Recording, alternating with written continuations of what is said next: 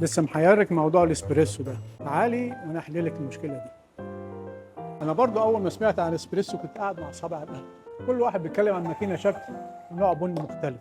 واحد يقول لي هات الايطالي الاصلي، والتاني يقول لي لازم الكبسولات الجاهزه، والتالت يقول لي شوف النوع ده هيعجبك، والرابع يقول لي لازم تختار نوع بن تحميصه معينه عشان يليق مع الماكينه بتاعتك. ولو عندك ماكينه بضغط 15 بار لازم البن يكون مطحون سوبر فاين. مش عارف انا اشرب قهوه تظبط دماغي ولا اتعقد نفسي. عشان كده انا فاهم انت متلخبطه ليه. احنا بقى في ناظم عملنا انواع اسبريسو طحنات مخصوصه عشان اللخبطه. مش هتحتاجي بقى تلف وتدوري وتفهمي الانواع زي ما انا عملت. انواع الاسبريسو اللي هقول لك عليها دي تعرفي تختاريها من الطحنه اللي تناسب الماشين بتاعتك. اسبريسو اوريجينال طعمه موزون كده، ناعم وفيه لمس السكر خفيف، مش مر ومش مسكر قوي، تعرفي تشربيه كل يوم عادي.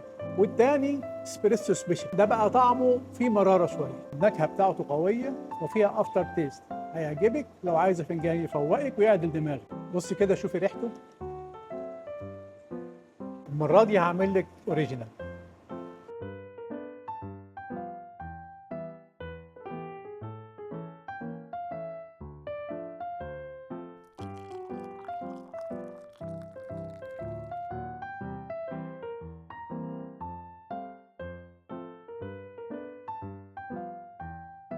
ايه رايك؟ عجباكي؟ هتجيبي منها؟ ادخلي اطلبيها من على الويب سايت. هستناك المره الجايه تقولي لي ايه رايك.